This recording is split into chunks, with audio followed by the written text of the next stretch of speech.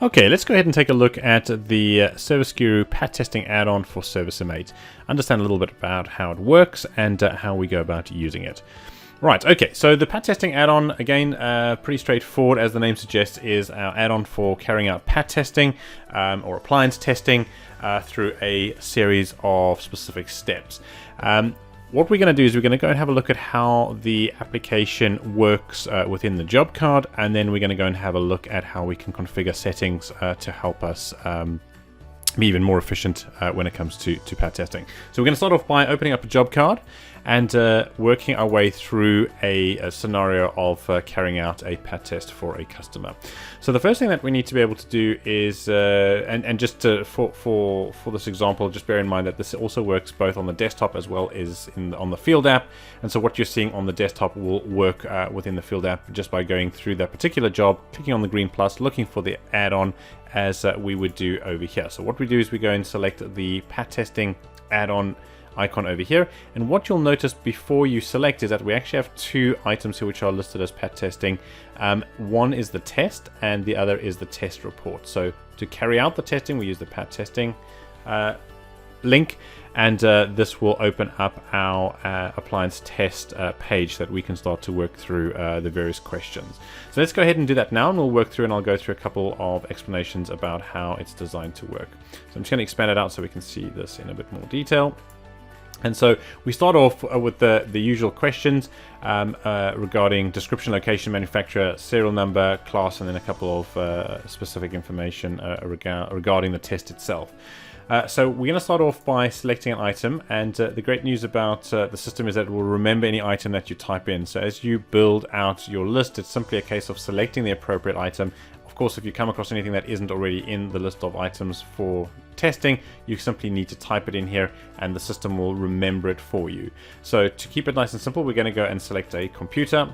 We're going to go and look for various locations, and as I mentioned, any location which doesn't exist, which might be new, you can simply add it and it will save it on the next save. So you have that again there. So as you go through and use this tool, you should have nice long lists of all of the various locations, descriptions, and that type of information, again making you more efficient when carrying out P.A.T testing.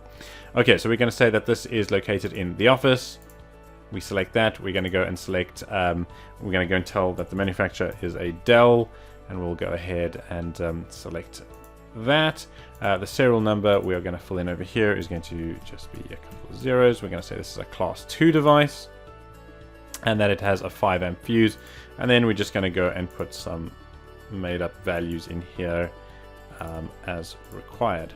So these would be the results of the tests that get carried out. Okay, so we move down. We have a section over here where we can add comments or observations of that particular item, and so we can fill in whatever we feel necessary, and we can add as much or as little detail as we need. And we also have the option to go and select which instrument we use to carry out this particular test, so that within the settings we'll be able to see what we can add, whatever instrument we have. And that's always a good idea to add the instrument as well as its serial number, so that you know exactly which piece of equipment you're using to carry out that particular test. Next, we'll go and assign how many years it is due for reinspection. Default is 2 years, and if we're happy that that test, that the appliance has passed its test, we can simply click pass, and then we go and say yes, okay.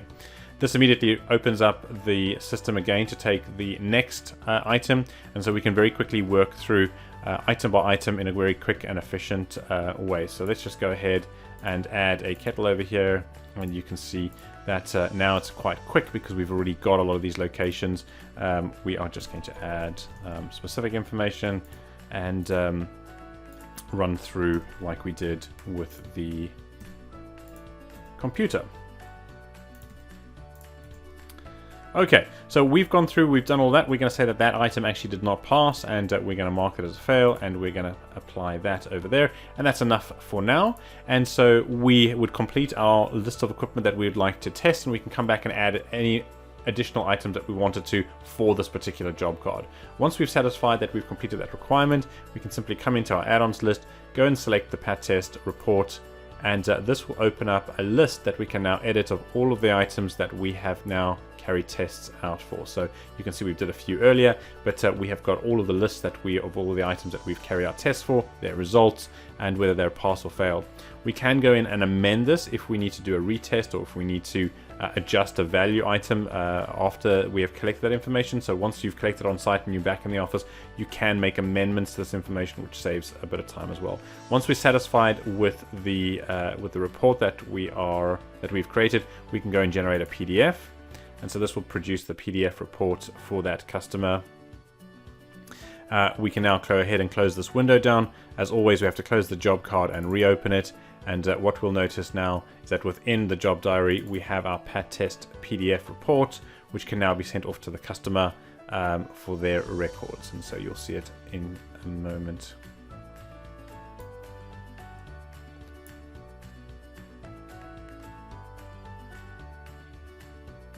And so there we have it. There's our appliance report. It has the necessary footer statements, which you can amend and adjust. And now this is ready to be sent off. And of course, it scales as depending on the number of items that you have inspected or tested.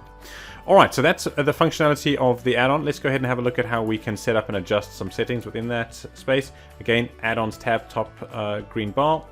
We go over to our P.A.T testing icon over here. And this is where we're presented with a setup page, and we can go and fill in the various values that are relevant to our business or to the way we test. So we've got our classes, we've got our fuses. Of course, you can add more of each. You can specify and customize some of the elements within that document to match your business's color scheme or visual identity.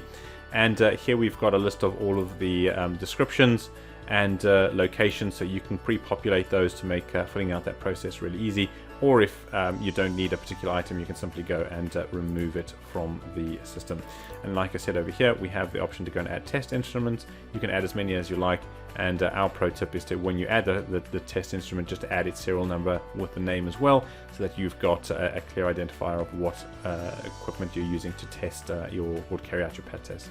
So a really nice, simple add-on, really makes you very, very efficient, allows you to deliver the service in the shortest possible time, making you more profitable and quicker turnaround for these type of scenarios or P.A.T testing projects.